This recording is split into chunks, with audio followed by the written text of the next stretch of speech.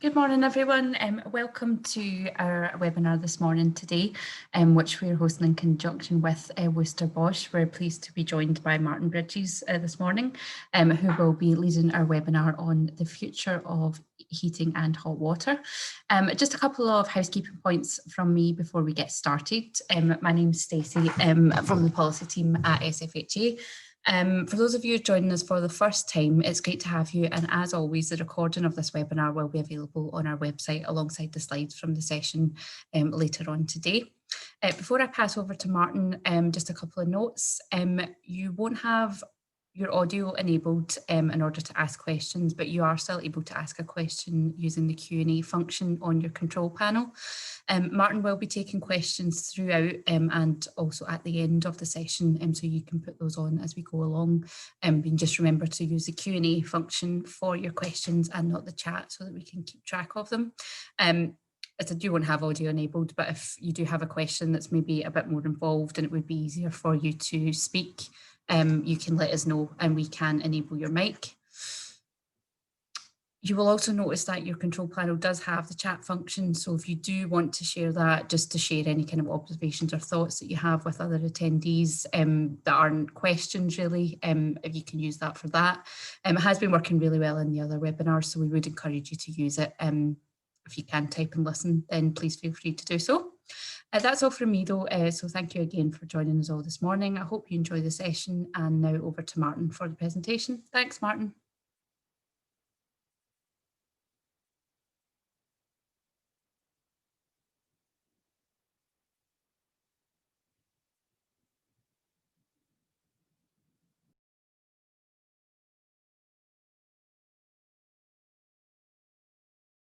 There we go. Can you hear me now? Yep, you're good, Martin. Thank you. Great. Okay. Sorry, I'm not fully up to speed with Zoom. Thanks for giving us the time to present our thoughts on how the future of heating is possibly going to go in the UK generally.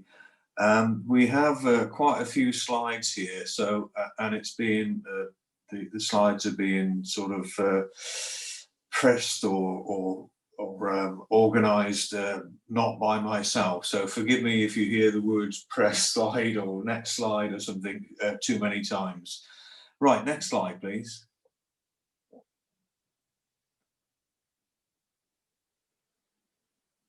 There we go.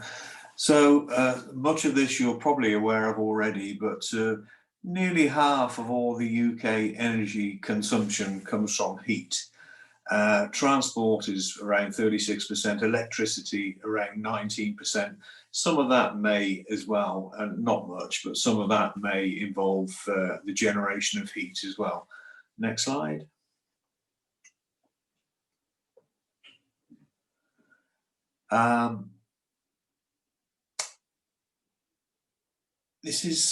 The figures vary on this. I've seen figures slightly lower than this, more like 15 to 16% of homes account for the total of CO2 emissions rather in the UK. In 1990, we agreed to sign up to the Climate Change Act, where we will reduce our emissions by 80%. This has somewhat now been overtaken, and Theresa May's last statement virtually as Prime Minister was to increase that to 100%. So we're on a net zero target of 100% by 2050. There are a few governors overseeing this. So the Climate Change Committee, one of the government sort of paid for committees, are the policemen of this. In a way, they are keeping an eye on the progress and how we're transitioning to this ultimate 100% reduction or elimination target. Next slide.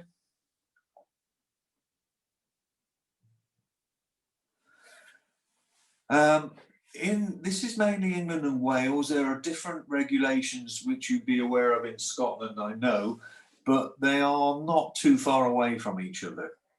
So the way the regulations in England and Wales are enforced are through Part L of the building regulations.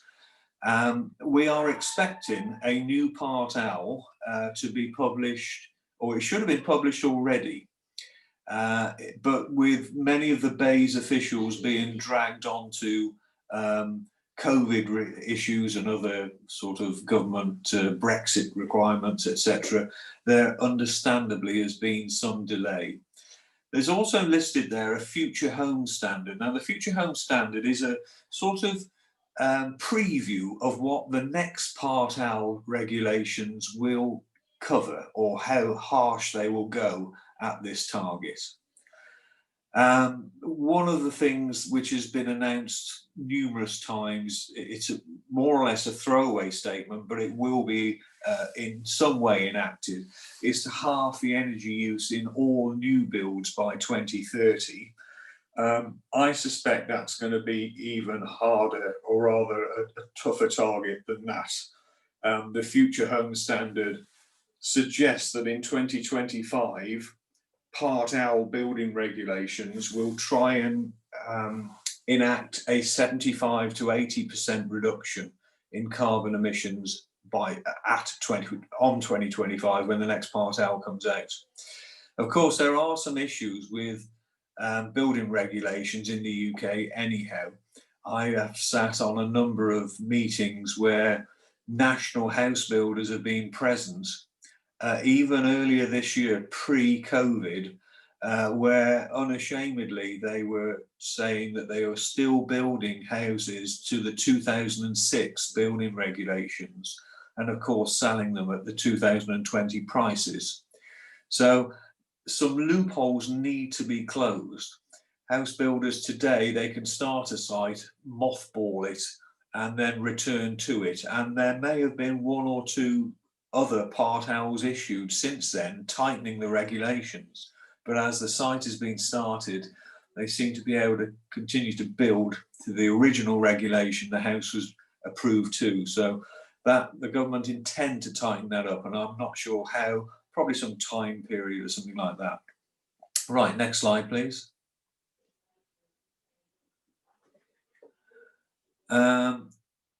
I've mentioned some of this already, the 2025 Future Home Standard, which will ultimately be changed in name to Part L. The Climate Change Committee work, chaired by Lord Debon, who you may remember as John Gummer, the MP who famously fed a beef burger to his daughter on television when the mad cow disease was around. They have some influence. They're not authoritative in terms of putting the policy in place. They just have good publicity, they make a noise, and they are very pro electric heating and heat networks. That is slightly weakening over the last year or two, and they are acknowledging that hydrogen has a future to play in this as well. Right, next slide, please.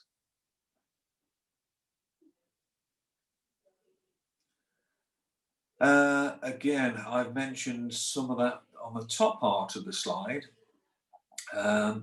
Let me just elaborate a little bit on what the Part L 2020 is likely to target. So there are two figures on the table, a 20% CO2 reduction or a 31% CO2 reduction. The majority of house builders favour the 31% CO2 reduction. And you're probably wondering why. Why would they want something more harsh, which will cost them more money? But the actual way of achieving it would be cheaper fabric. So the build itself wouldn't perhaps take quite so long. So the walls and windows, floors, etc., would not have to be quite as reduced as a 20% reduction would be. On both of these proposals, it is possible to fit a gas-fired boiler. Probably the last round of building regulations where it will be. The 20% CO2 reduction is a boiler on its own, really, with obviously increased fabric. The 31% reduction, you will have to have some additionals as well. And the likely way they're going to do this is with a bank of solar PV panels on the roof. However, some other house builders we've been in contact with have suggested they might just bypass gas boilers and go straight to an air or ground source heat pump, or even direct electric infrared heating if the house is small enough and insulated sufficiently. Right, next slide. So you can press this again because it does this ridiculous circular motion here, but we've got obviously a few conundrums here.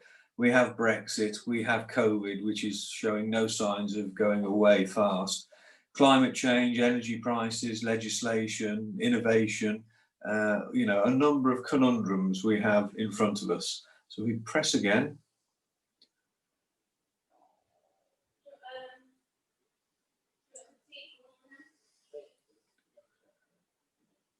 Okay, press again. It was just that ridiculous. Right, here's the primary heating technology where we are today. So that very light blue, sky blue section is where we are with natural gas condensing boilers. So today, on a good year, around 1.6 to 1.7 million gas-fired condensing boilers are sold in the UK. At the very top, you can see a small green section for oil-fired condensing boilers. Figures aren't quite as accurate for oil condensing boilers. There is no statistical collation scheme, but we believe it's about 80 to 90,000 oil boilers a year are currently being sold. We can see as the years progress, if you look at the bottom axes, this transition now, natural gas condensing boilers being slightly reduced in volumes, perhaps an increase in hydrogen taking place. And again, this obviously all requires policy to probably make this happen. We can see an increase in hybrid systems. This is generally an air-to-water heat pump and a gas or an oil-fired boiler.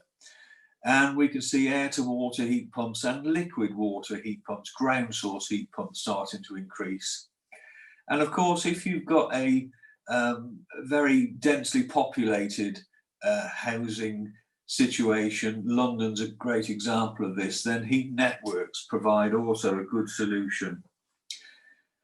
As I say, this isn't official, this is just our belief, our guess of where we think it's going to move. So if we press again,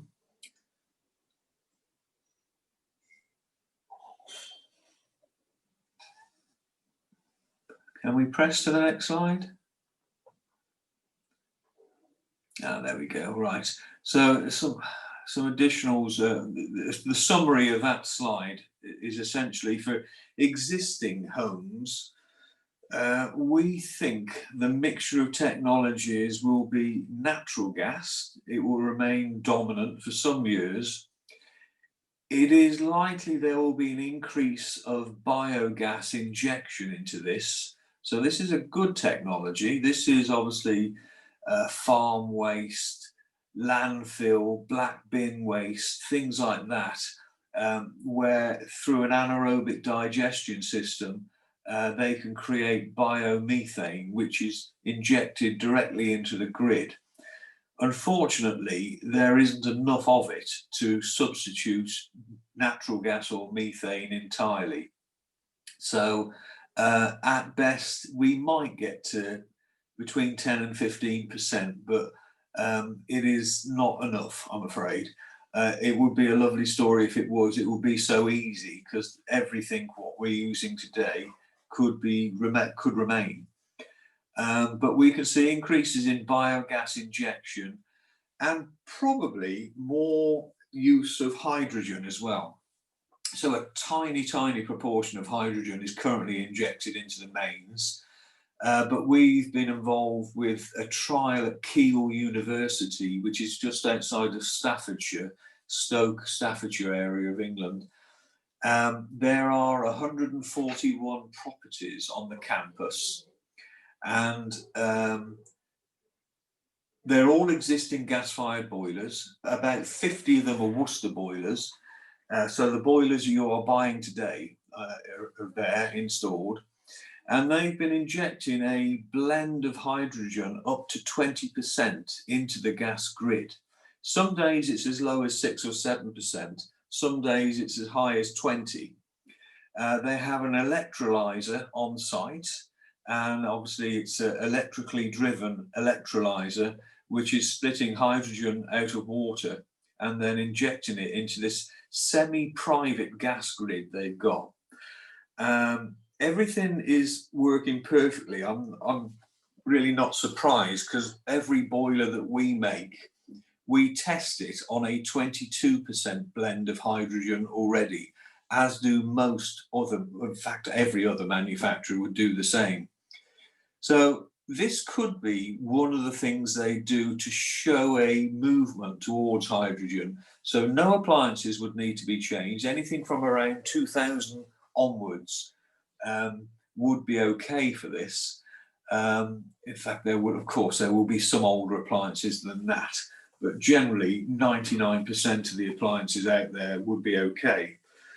So the government have to show some transition towards net zero carbon, and there are carbon budgets they must meet. And the one which is slightly scary for them covers the period from 2028 to 2032, I think it is. So if they press the button on hydrogen tomorrow, that every home gets converted to hydrogen, it probably won't happen for about 15 to 20 years. You know, all the infrastructure would need to be created, pipeworks to be changed, things like that. So they wouldn't be ready to turn it on really for 15 years or so, as a guess. So they would basically fail to meet certain carbon budgets if they don't do something between then and hydrogen coming along. So I suspect they will be injecting bio and some hydrogen into the existing gas grid to meet these the figures we have in front of us. Existing build off mains gas is the first target the government have in their crosshairs.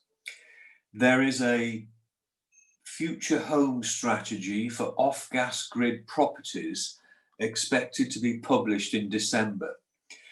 All the discussions we've had with BEIS so far indicate that any house on LPG, oil or coal, when it comes to a boiler replacement, they will want them to fit a heat pump instead. And we are trying to persuade them this is deeply flawed. Off-gas grid homes are arguably some of the worst in insulation terms that you can come across. They're harder to insulate generally than on-gas grid homes.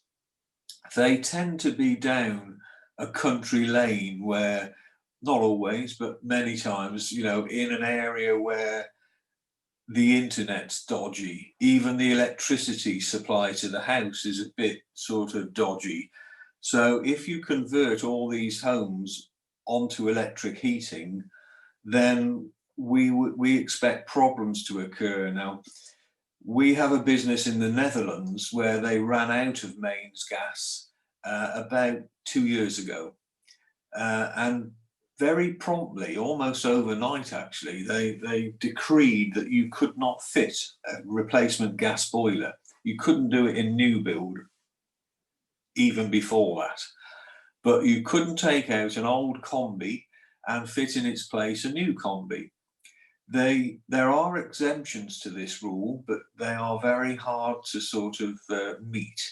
So they are fitting heat pumps at a rate, and they are suffering power outages in certain locations because there's just too much drag on the electrical grid when heat pumps and chargeable cars and all these other electrical devices start to be energized. So the off-mains gas grid issue, and I know some of the delegates today are from remote areas where they are off the gas grid. It is a real problem and it's fast approaching. There are around 1.5 million homes off the gas grid in the UK. Why they've targeted these first, I'm unsure. Probably that there are less people going to moan at them. You know, there's 23 million on the grid, 1.5 million off the grid. There's less of a chance that MPs' inboxes will be full of complaints with this smaller number. But as I say, it's the hardest, I think, to attack. We have proposed to the government that bio oil could be a solution here, but yet again, there isn't enough bio oil on the world market. We would need about 4 million tons of oil annually to feed all the homes off the gas grid. Bio oil presently on the world market, there's about 200,000 tons a year. So you could get like a 10% blend or something like that. Once though there was policy in place, you would see production levels start to rise. And some of the oil we've proposed to them, I fully understand and accept that it isn't suitable. The most typical bio oil is called FAME, or that's an acronym for it. And that's generally not a great news story. That can be virgin oils, that can be cooking oils, waste cooking oils, that's not so bad. But essentially from crops. And if you're growing crops to burn, then obviously that's slightly wrong. But there are new technologies out there. Virgin Atlantic owns some stock in a company called LanzaTech. In fact, there was a flight which took place from Gatwick to Miami last year, totally on bio oil, created by LanzaTech. And this is technology where they use things like used car tires, the straw kernels, which are used for whiskey production, various other byproducts and almost waste products from landfill and things like that can be used with their type of technology. But the government don't seem very interested in it. As much as we've tried through Offtech, there doesn't appear to be much ambition for this. And I'm anxious to see in December what this off-gas grid future home strategy covers. My belief is it will be heat pumps and not much else. In fact, Rishi Sunak, the Chancellor, announced a scheme in June, I think it was,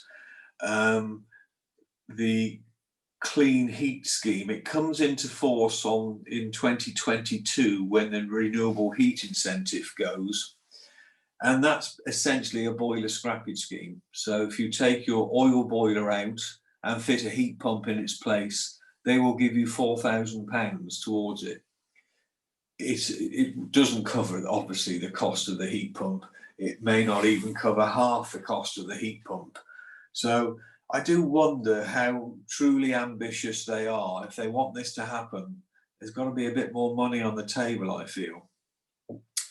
With new build, it really looks like it's going to be a heat pump period.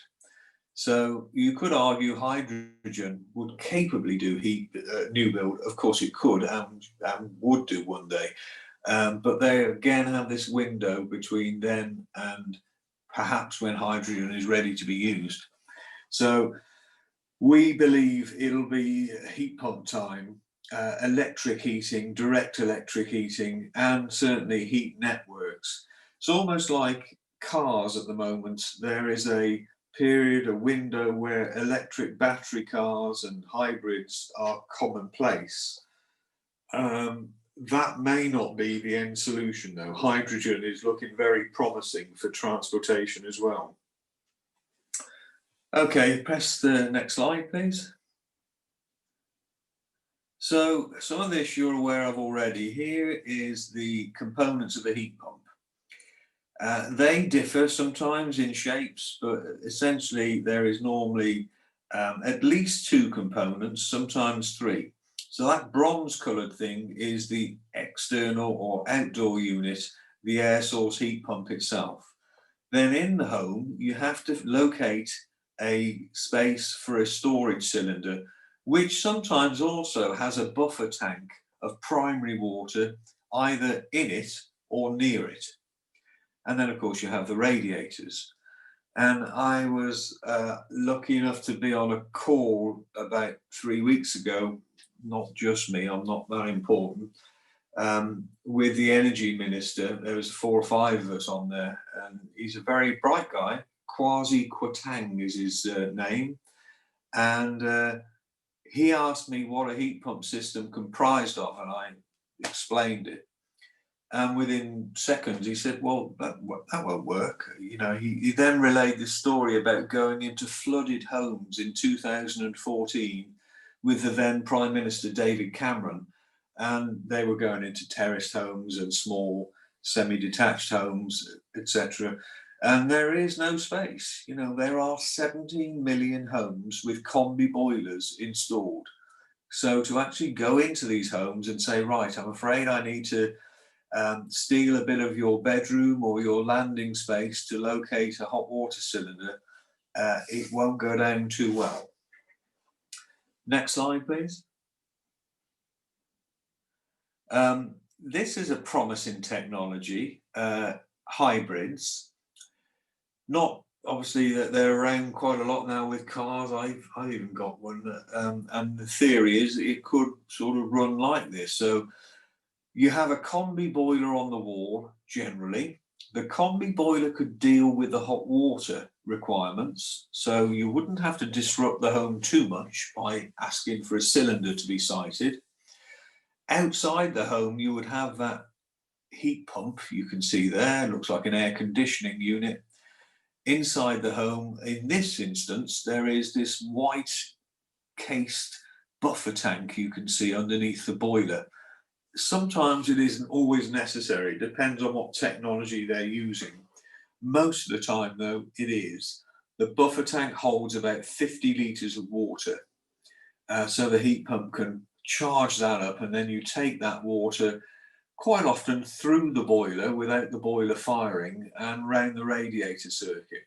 So it's quite a good system, very prevalent in France, where they have nuclear, an abundance of electricity, and it's mainly nuclear electricity and not much gas. So if they can substitute some of the time gas is presently being used with electricity, then obviously it suits their economy. In the UK, it's quite different. We have an abundance of gas, but not enough electricity. Electricity is about 17 pence a kilowatt hour. Gas is below 5 pence a kilowatt hour. So the economics at the moment aren't that great, but it could be if the heat pump is giving you 3 or 4 times the amount of heat out that you put in to actually run it. Utopia would be a system like this where the heat pump runs 60–70% of the time to deal with the heating. The boiler only runs when it's exceptionally cold or to generate hot water. And it will be lovely as well if you didn't know what source your heating was coming from. I find this in my car, sit in the car, driving down the road. I haven't a clue whether it's the engine running or the batteries driving it. It's seamless, you don't know it. It's a bit more clunky with the heating system though. They turn the heat pump on or off on generally outside temperatures. If it's below about 7 centigrade outside, then the boiler tends to kick in. But quite often it can be run on tariffs as well. What's the cheapest fuel at the time? Is there an overproduction of electricity in the grid? And you could make use of that by buying it at a slightly cheaper rate. Of course, smart meters and things like that will be needed to really optimize where a hybrid is at its best. It would also be very good on oil and LPG. Both of those fuels are more expensive than gas. So if you could get oil substituted half the time by the use of a hybrid, that would be a great solution. Again, though, at the moment, the government don't seem very interested in anything other than taking oil boilers out and putting entire heat pump systems in. Right, next slide, please. District heating is another very mature technology, particularly in Eastern Europe, where it's all high-rise tower blocks, multi-occupancy buildings. This is prevalent in London. The new projects taking place in and around Battersea Power Station, they're all run from centralised boiler houses, huge calorifiers, huge 3,000 litre and more thermal stores, or several of them, in the basement. And they're all being charged from, sometimes mainly from boilers, but some of the ones even use the heat from the underground lines, the London Underground. Obviously it's excessively hot in there. They're now extracting some of the heat from there and charging some of these calorifiers up with that. So it can be sort of agnostic or impartial on the heat source, and it's a pretty good system. Press again, or next slide, whichever. And that's what you get inside the property. You get a heat interface unit, which is essentially a combi boiler without a burner in there. So it's taking hot water, hot primary water from the district heating side, circulating it around the heat interface unit. It meters how much heat you're taking as well, and it will run the radiator system and acts like a combi for the hot water generation. Right, next slide. Pardon me. So we're quite agnostic on technology. We make everything. So here you can see solar thermal, hot water cylinders, gas and oil boilers, ground and air source heat pumps, even a hydrogen fuel cell. We don't sell too many of those. We don't even sell them at all in the UK, but they are about £20,000 each if you wanted to buy one. Consequently, not many are purchased. But we have a solution for everything. But we're obviously best known as a gas or an oil boiler manufacturer. Right, next slide. So this is some slides now on where we are with hydrogen. So if we press again for the next slide. There's a few presses to occur here. So this is a current situation. This is obviously a combi boiler, radiators, temperature controller there, a good system. It optimizes space. Everybody's generally delighted with what they get. It's fast heat up, high temperatures. You know, it really is a tough act to follow, big shoes to fill. So if we press again, you can see what we would need now: an outdoor unit, an indoor unit. Press again, and we need a hot water cylinder. So if you press a couple of times now, and you'll see we need larger radiators generally. So the radiators previously were running on generally their size for high temperatures, 75, 80 centigrade, whereby a heat pump really needs to run at about 40 to 45. Perhaps 50 at a push, but the lower you can get it, the better it is. So if you're only pushing out half the temperatures that a boiler can do, then it is highly likely that the radiators in the home won't be large enough to run a heat pump system from it and give you the same room temperatures. There was some work recently done by the government. They authorised a research company called Delta EE, who are pretty good, they know their stuff. They did some research on how much it actually costs to fit these technologies. So a boiler exchange, one combi in, one combi out, or the other way around, one combi out, one combi in, is roughly, a generalisation, £2,250 to do that. So there's no alterations to the heating system, none are needed, the boiler goes on and that's it. To fit a heat pump in exactly the same situation, an air to water heat pump was costing £8,750 with no changes to the heating system.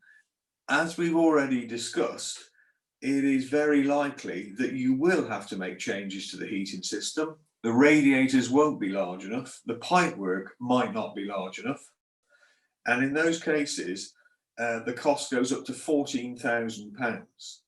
So £2,250 for a boiler, £14,000 for a heat pump for it to work successfully.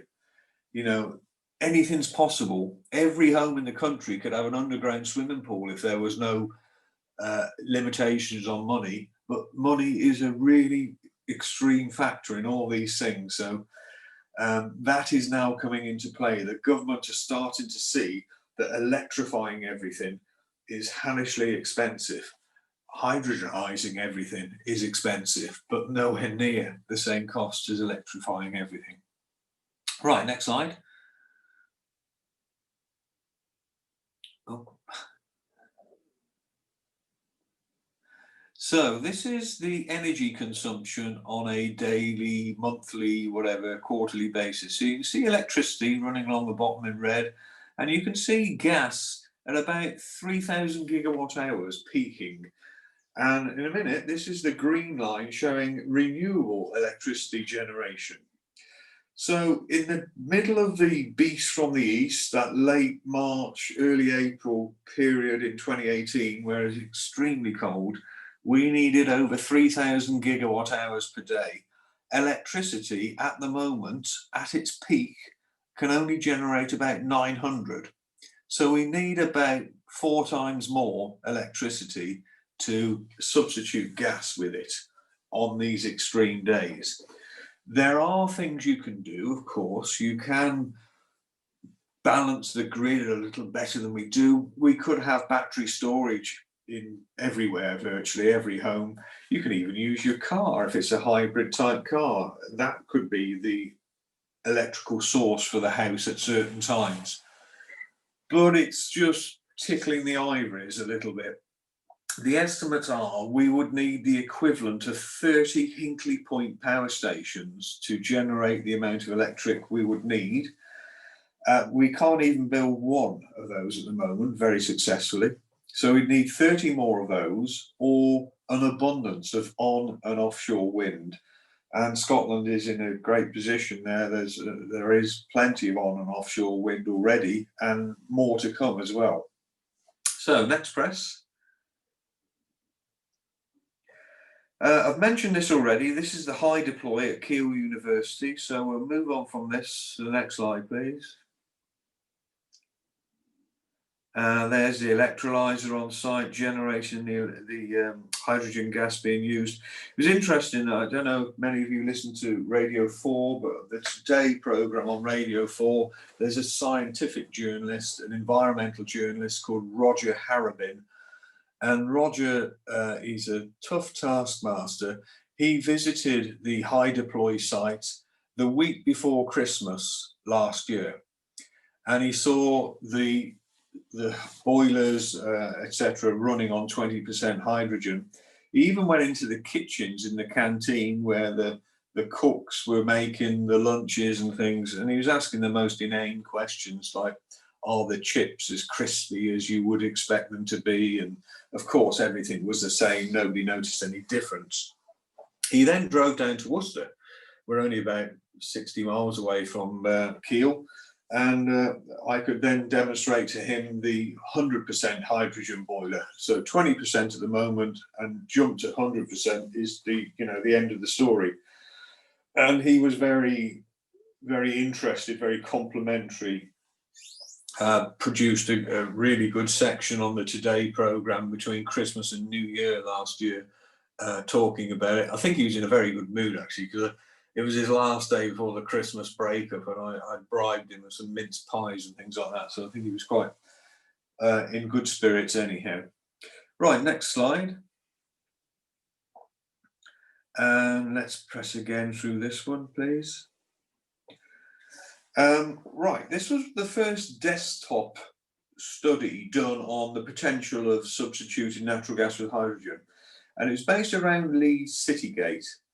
There are some 60,000 properties in Leeds, and it looked a good location for perhaps considering replacing natural gas with hydrogen. So if we press again and again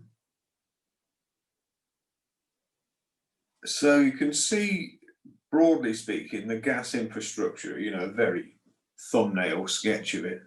But on the left-hand side, you can see where we are today, and the right-hand side, you can see pipelines actually going out into the sea.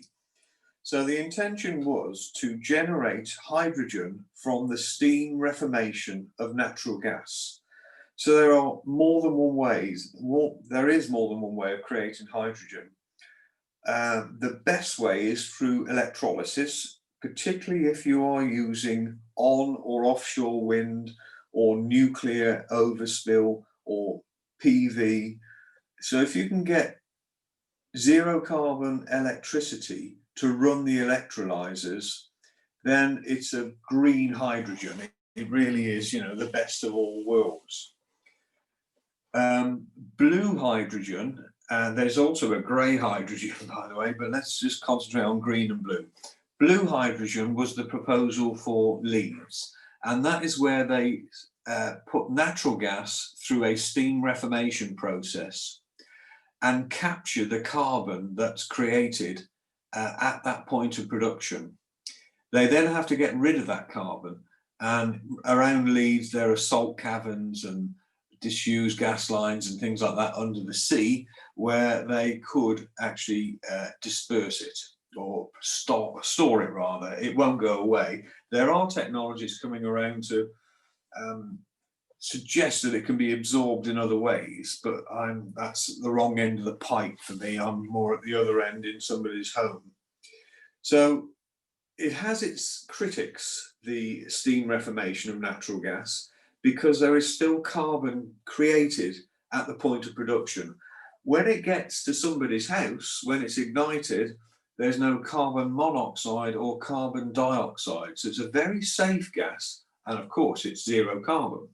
So it's a great solution at that point, but the generation side needs ultimately to all come from green hydrogen if we can. But let's move to that first. Let's get us all on hydrogen and then change the way we produce it through the next few decades. So next slide, please. And of course, we've done this before to a lesser extent. These are photographs of the natural gas, Towns gas conversion back in the late 60s and 70s. Significantly fewer homes. And of course, every appliance could be converted to run on natural gas back then. This won't be the case with hydrogen of 100% volume and a current natural gas boiler. So next slide. And this is just a graphic indicating how hydrogen comes around. So electrolysis of water by using wind or natural gas and steam reformation, and storing the gas or the carbon you've caught and stashing it somewhere, generally in these salt caverns and various other underground tunnels and things. Right, next slide. And again, please, we don't want to dwell on that. And again. So this is steam reformation. Press again.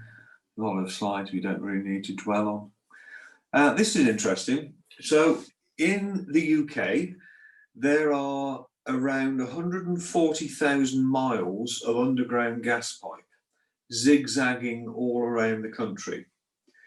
And about 10 years ago, I think it was, a pipework replacement programme started. And the intention is to replace all of the steel and cast iron pipework with this polythene-based pipework. This is due to finish in 2032.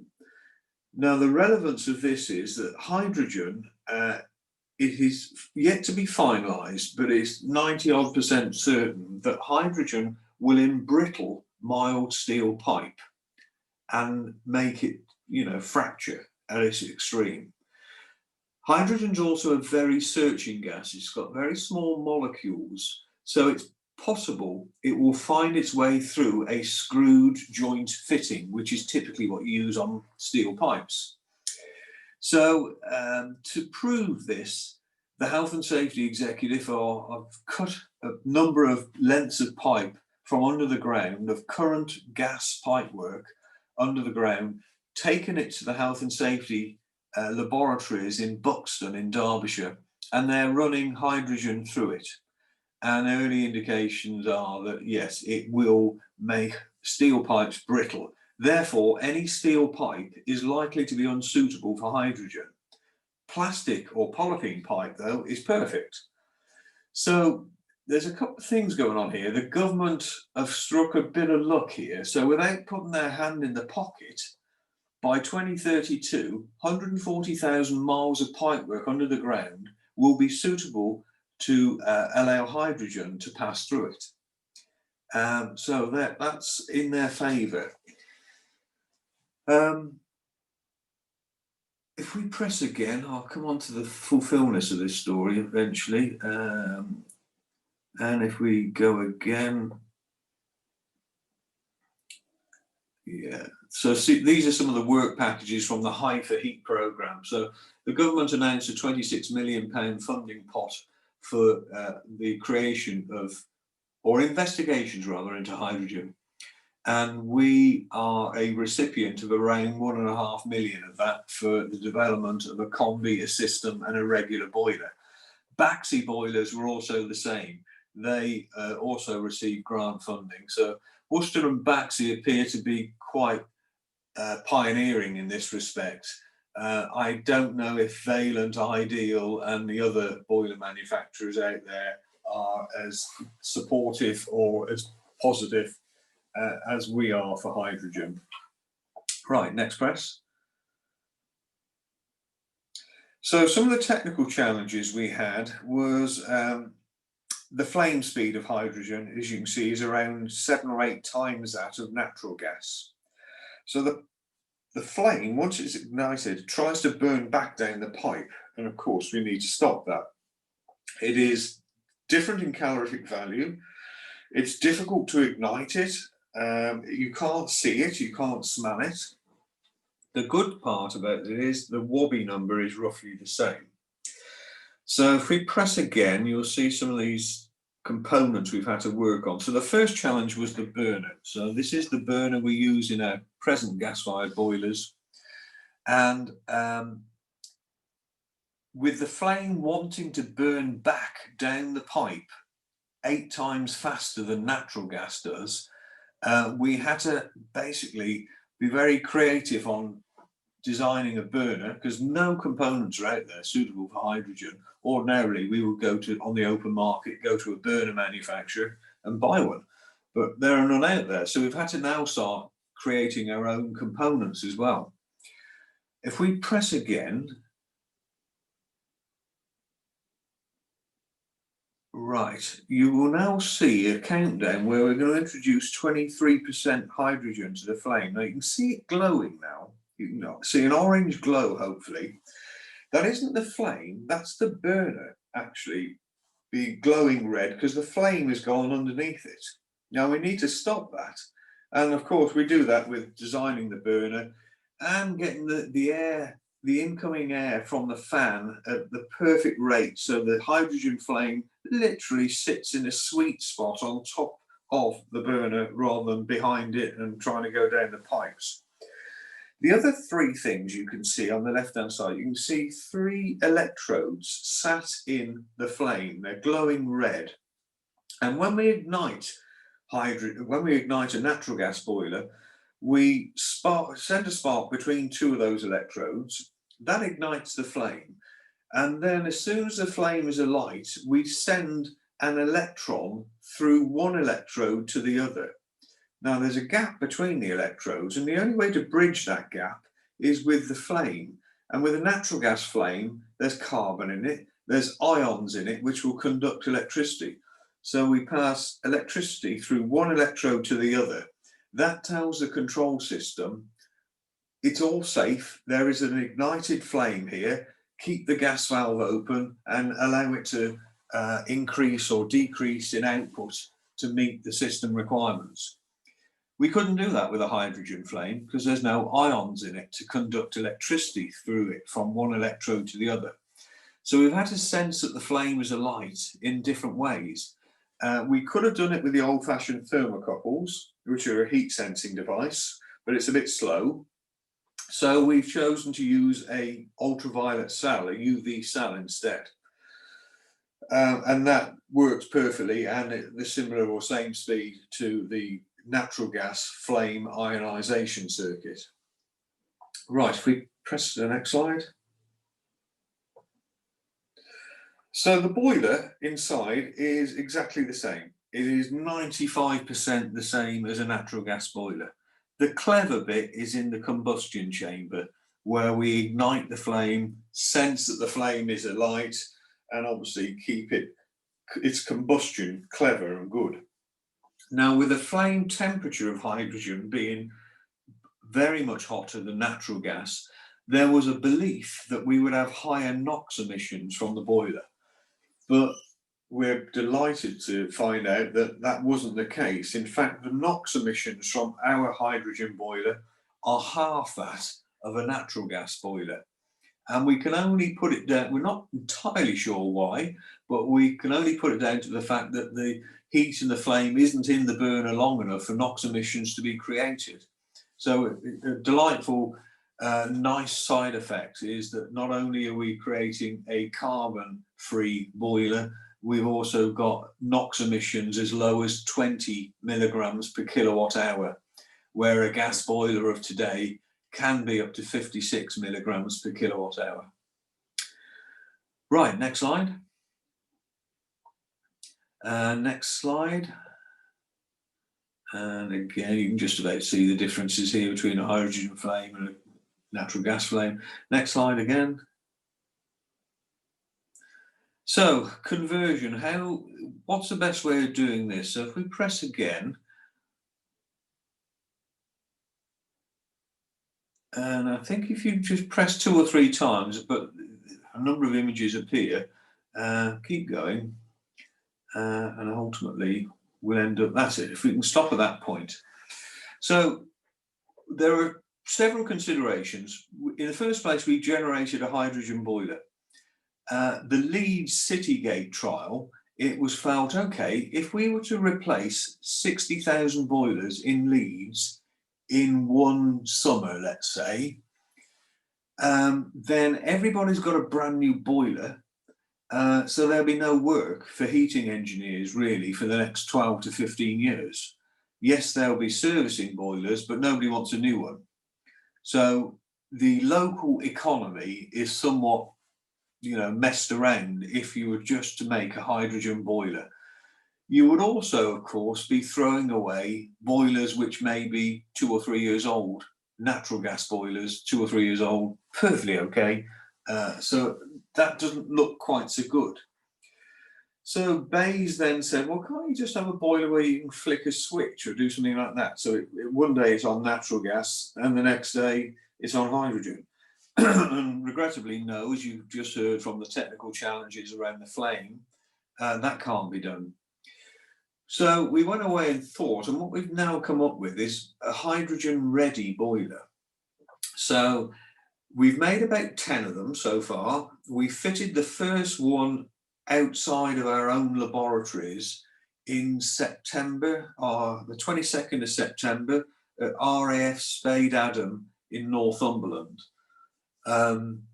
It's a desolate place. It's in the middle of nowhere virtually, and there are 3 houses that have been built housing hydrogen. Well, now there's a hydrogen boiler in one of the houses, a Baxi boiler in the other, and in fact the Worcester boiler does 2 houses because they're this row of terrace houses. Ours heats 2 of them, and the Baxi boiler just does the 1. They're fascinating, these properties. They've conducted well over 200 leak tests there. So they've got hydrogen pipework running through the property. They've replicated what you and I would do at home. So there's pipework in the cavity wall, for instance, and you're screwing a picture or a shelf or something into the wall. They've tested and observed how hydrogen behaves if a screw is inserted into the pipe just by a little amount and then fully into the pipe, and what happens when a nail goes in there, an unsoldered joint. What was the other one? Condensate from a boiler dripping onto the pipe and it rusting away. So 200 different variants of leaks they've looked at. And then they measure how difficult or easy it is to ignite that. So electrical devices like light switches, room thermostats, when they click on, there's a tiny spark generally contained within. What happens if the contacts of the switches and the thermostats are wearing and the spark becomes bigger? Can you ignite the flame? Can you do it with a cigarette, with a match, etc.? They've even measured the hydrogen. It's very buoyant, it floats as it goes through the ceiling, through screw holes in the ceiling or light fittings. So we've got a boiler in there now running as a demonstrator, and the Energy Minister was due to go there on the 8th of October to see it. But of course it was called off because of the COVID restrictions. But returning back to the hydrogen ready boiler, what we've created is a boiler that you could fit tomorrow, if you could get one, into your home and my home. So it will run on natural gas perfectly okay. Then if and when hydrogen comes along, you need to then convert it to run on hydrogen. So if we press again, you would have to change the burner, press again, and the gas valve, and that's possible. We may not need to change the gas valve in the future. We might be able to get a gas valve which works on everything. And that little green thing, that little postage stamp sized circuit board, that's a code plug for the control board. So there you've got about 100 quid's worth of components, and you need about half an hour to an hour of an engineer's time. And that boiler, which was running on natural gas, now is running on 100% hydrogen. So the boiler can run on natural gas all of its life if you want it to, if hydrogen never comes along. And that's one of the government persuasions we have. We have suggested to them, why don't you put into policy that from a date, let's say 2025, only hydrogen-ready boilers can be purchased. And as you've already heard, we sell around, not us unfortunately, but the market's worth about 1.6 to 1.7 million boilers every year. And they are just simply replaced because your existing boiler is irreparable, it's failed.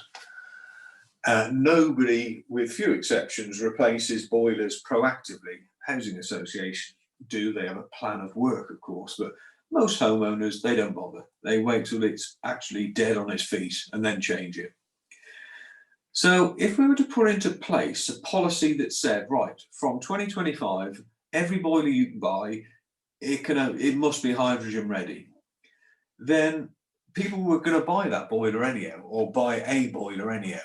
So at a run rate of 1.7 million a year, after 10 years, we've got 17 million homes ready to run on hydrogen. And it hasn't cost the government a penny because the boiler was going to be purchased anyhow. They've also got the gas infrastructure under the ground for nothing. That was happening anyhow. So this is starting to appeal to them now. So they could populate through natural attrition every home in the UK with a hydrogen ready boiler and the gas supply. All they've got to do is create the hydrogen gas. There's other things clearly, but it's a lot simpler and a lot less expensive because some of these things would happen without their intervention. If you're probably interested to know how much more expensive a hydrogen ready boiler would cost over a natural gas boiler. We don't see why they won't be the same price if we were producing 500,000 a year like we do. Currently, we're making them by hand, so they're probably twice the price, and we've only made 10. Next year we'll be making a couple of hundred for various trials. But if policy was in place, we would invest in production lines and all that sort of thing to bring that price right down to more or less the same price as a natural gas boiler. So that again is a very appealing thought to the government. They're not encumbering somebody with additional costs, which they would have to do with a heat pump and probably subsidise the additional cost in some way. Right, we press again. and that's the hydrogen ready, actually, sort of symbol we started to use. If we press again. So the beauty of this is a facade here. We've made these fascia panels up just for these demonstrators, but there has a lot of positives here. There is a lot of positives. The skill set of the installers is there. You know, today they are gas safe registered. They undertake their ACS examinations. They then do an LPG course if they fit LPG boilers. This is almost like that. This is a second or third gas. So you'd have your basic gas qualifications, and you would then undertake a day of hydrogen training as well. To train all the boiler installers we have to fit heat pumps and to size systems correctly for heat pumps is going to take, you know, weeks almost for every installer. So another positive is the familiarity of this technology for both the homeowner and the installer. You know, it's old ground. They know what they're doing. They can turn the boiler on and off a couple of hours in the morning, 4 or 5 hours in the evening. With a heat pump, you can't do that. You've got to turn it on and let it go. It cannot heat the home quickly from cold. It needs to basically slowly bring it up to temperature and then maintain it. It might go off at night because you set it back to a lower temperature, but it could also come on in the middle of the night if it's getting pretty cold out there, because it just can't cope with the extremes. And as we know, extremes are what our temperature's all about. It isn't unusual to be scraping ice off your windscreen before you drive to work and then be mowing the lawn 6 or 7 hours later in your t-shirt. We get 20 centigrade swings of temperature between early morning and mid-afternoon. A heat pump can't deal with that very well. It could overheat or more likely underheat the house, whereby a boiler is just so adaptable and flexible. The downside, of course, it's got carbon emissions, but this type of boiler doesn't. So we're putting a lot of thought, emphasis, lobbying into hydrogen. We genuinely think this is a better solution for the majority of existing homes than a heat pump is. Even though we acknowledge heat pumps are as well is a good technology, we sell them. We've been selling them since 2008. We used to advertise on Channel 4 heat pumps. So, you know, nobody's pushed them as much as we have. And it is unfortunate that the sales of them have been, you know, very checkered, to say the least. If you're interested, there's about 30,000 heat pumps sold annually and 1.7 million boilers. So you can see where the popularity is. I think that's about it. I've rattled on for too long, perhaps. I think that was the last slide there. So, yeah. Thank you. Stop it at that point. Thank you very much, Martin.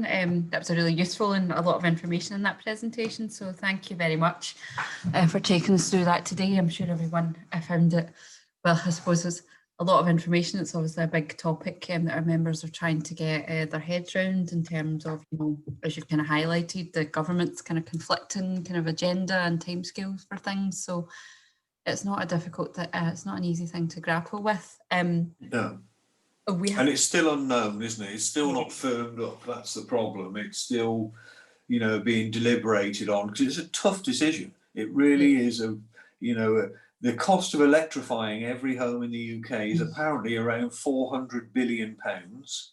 And the cost of hydrogenising, if that's a word, every home in the UK would be about 140 billion. Yeah, definitely. So I suppose those are figures we had before we had a global pandemic to factor in as well. So yes, quite, yeah. Tough decisions to be made. We have had a couple of questions here from participants, which is great. So I'll just ask this first one that we've had from Brendan at one of our member organisations. So due to the large proportion of, you know, this is kind of something that we've maybe touched on, the large proportion of properties that we have on the grid for gas, do you think the only practical solution for decarbonisation is hydrogen, or do you see any other way to achieve the targets? Um,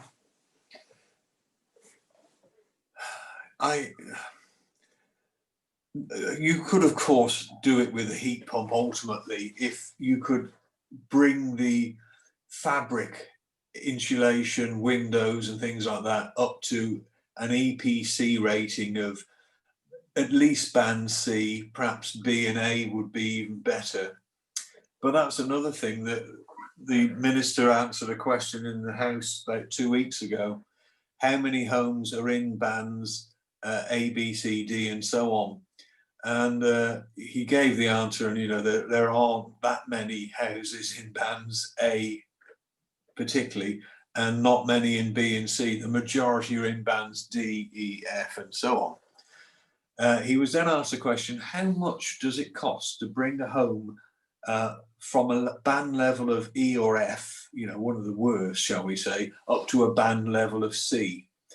And he got some figures that obviously had been prepared for him. And generally, it's £19,000 to insulate a home from a band of F to a band C. And then, of course, you'd need to buy and fit the heat pump, which is anything up to £14,000, as we mentioned earlier. So this could cost about £30,000 per property when they're in these bands E, F, and so on. So yes, you could do it that way, but also you could do it virtually free if you fit hydrogen instead. So it's a case of money and disruption, intervention, all those sorts of things. But I suspect hydrogen is the easiest. I know it's the easiest, and it's certainly the cheapest. Yeah, no, definitely. I suppose for kind of our members, the consideration is, as I'm sure you can appreciate, they're doing kind of their long-term business planning, and they'll be looking to kind of make decisions probably now. And certainly now we're in the next 5 years as to what they should be installing, and it's really important that we get a clear policy direction so that they know what they, there's.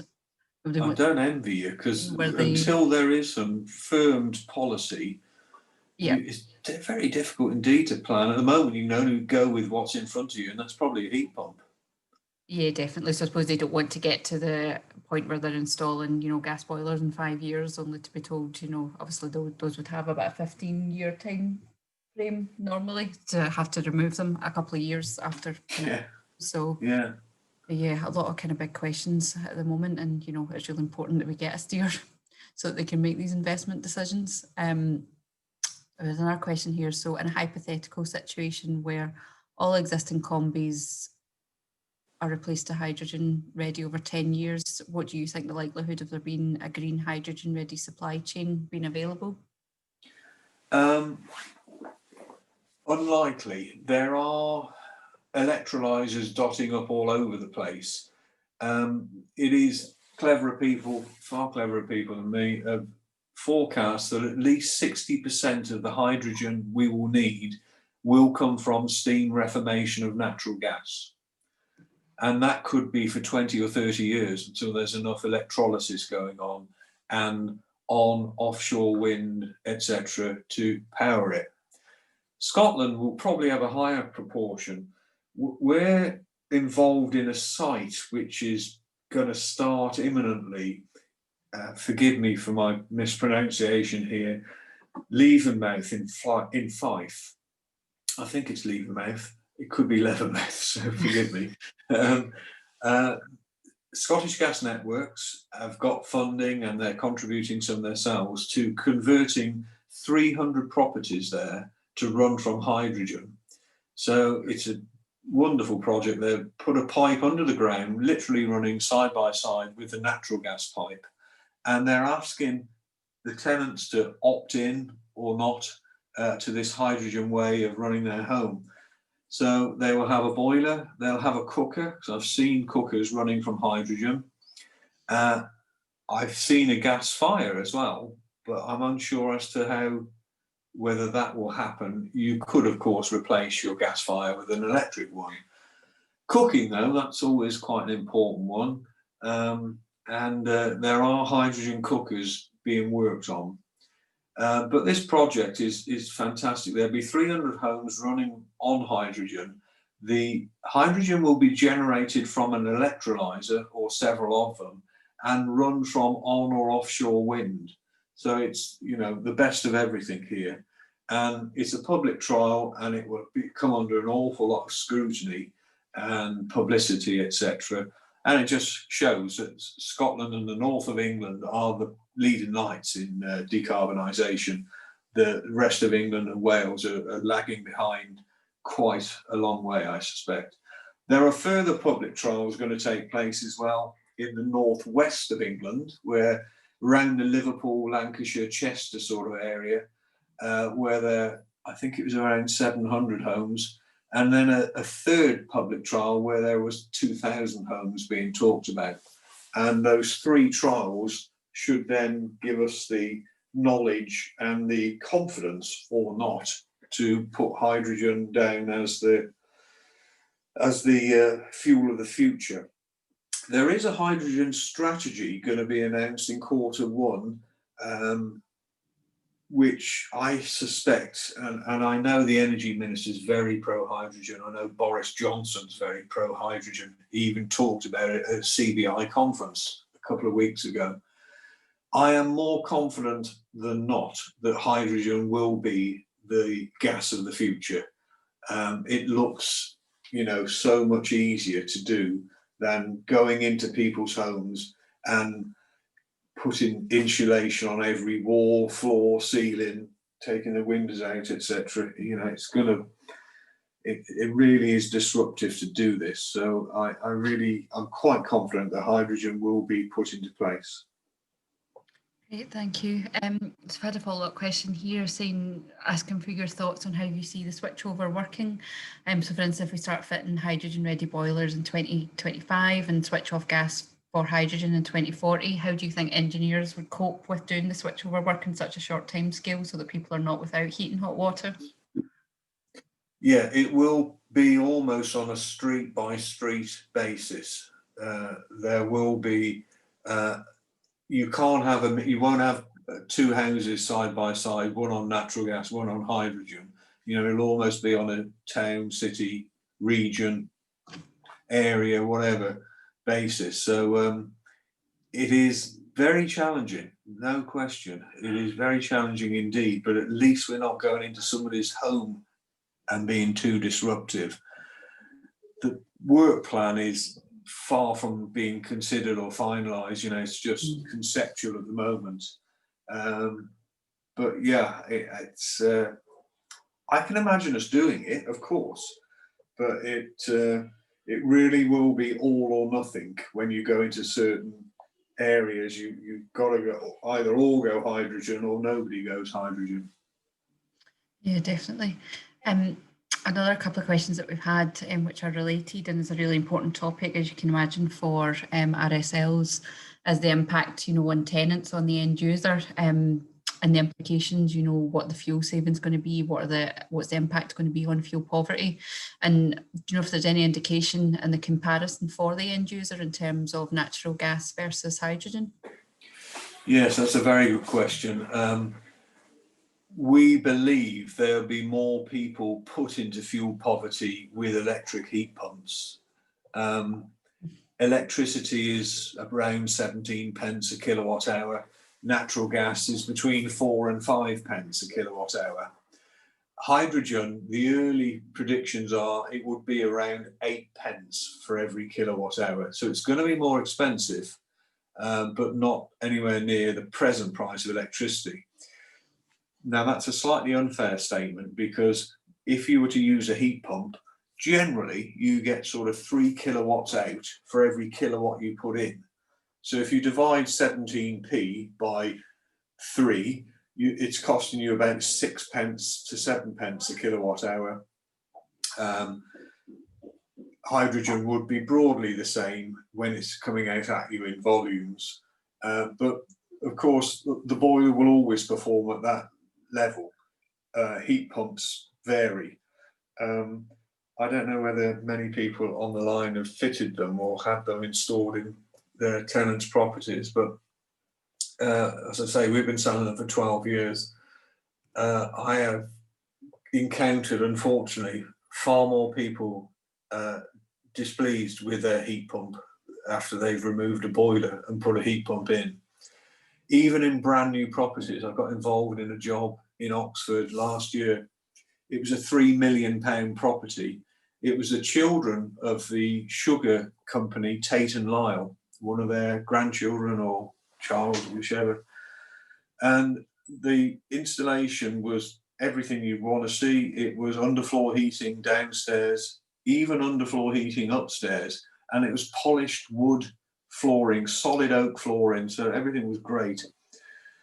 All the customer did was put a carpet in their lounge, and you'd have thought, well, that's a fairly innocent thing to do. And of course, that insulated the heat from passing through into the room. So the installer advised them to turn the temperature up on the heat pump curve, which they did. So the heat pump was now running at 60 centigrade as a guess rather than 45. And the first winter's fuel bill for this very well insulated property was £3,000. So even the best of properties can incur extremely high bills if there is a slight, you need everything to be so perfect. It's quite a frail technology, a heat pump. Boilers can cope with the most dirtiest of heating systems and radiators. Obviously, it's not good for them, but they manage somehow. Heat pumps can't. They need every aspect of that heating system to be right. The radiator sizing, pipework sizing. If you turn the temperature up too much, you are then running a lot of the time on the electrical backup. So I think there is a lot less chance of putting people into fuel poverty with a hydrogen boiler than there is with the alternative. Thank you, Martin. I think we've just got time maybe for just one last question here. Someone saying you've presented a very strong case as to why hydrogen boilers are going to be a better option for heat pumps, certainly in terms of cost, space within properties, disruption to owners and tenants, etc. So I suppose on this basis, why do you think the government are leaning towards heat pumps? There wasn't an alternative before. Hydrogen's very new. It really, we started showing the ministers our boiler when we fired it in December 2017. And a lot of policy or a lot of indications and direction to travel paperwork was written that heat pumps were the only show in town. We were just trying to balance that and say, look, there is no silver bullet here. Arguably, a hydrogen boiler is a silver bullet. It can cope with new build, old build, everything. Heat pumps really can only cope with properties that are of new build levels of insulation and space. Hot water storage cylinders and things like that can be built into the new build property when it's a clean sheet of paper. So I think they started promoting heat pumps. Well, they had definitely, there were grants available, renewable heat incentives, green deals, all the things which have unfortunately not done too well over the years. So yeah, there's a lot of work been done on heat pumps because it was the only alternative to a carbon-rich natural gas. Now they're having this rethink and acknowledging that, hang on, this might be a better solution for existing homes. Yeah, definitely. I suppose I think what we conclude is there's still a lot of uncertainty and a lot of kind of confirmation policies and updates that we still need from the government at this time. And I suppose the difficult thing we've seen in the last couple of months is that the current situation has only delayed what was already delayed. I suppose we can just only hope that things do get a bit more on track soon. Yeah, it's something perhaps we should reconvene once we have some papers coming out from the government in December, and we have a hydrogen strategy paper coming out in Q1. It might be a consideration to reconvene after these have been published and debate and discuss, what they are suggesting. They clearly don't want to, well, they keep saying they don't want to back any singular technology. And I sort of agree with that. I really think they should set a carbon emission factor for every property and say, there you go, you can't exceed this. do it as you want to do it, achieve that figure or below it as you need to. But we won't prescribe which technology you should use, which I think they're warming to a little bit. Definitely, I think that's a very good point, Martin, and that's what I was going to say. I think we could definitely talk probably all day on this subject. Yes. But I think, as you know, once we have that, there's a couple of things the Scottish Government are due to publish, certainly if not by the end of this year, but the start of next. So yes, definitely we will arrange kind of further webinars to kind of pick up when those are published. But thank you very much for your time today. That's been really interesting. I think you could see. It's been a pleasure. Thank you for giving me the time. And so what we'll do is Martin's details will be available alongside the slides and the recording of the event on our website shortly after we finish up today. You'll also be able to see details of upcoming webinars and conferences that we have already scheduled on the website. And once we've confirmed dates and topics for further webinars with Martin, if he'd be so kind to come back, we'll put those details on the website as well. As usual, if you've got any feedback on today's webinar or any of the other events that we have been running, then please do just get in touch with us. And we look forward to welcoming you all back again at some point in the future. Thanks all. Thank you. Thanks, bye.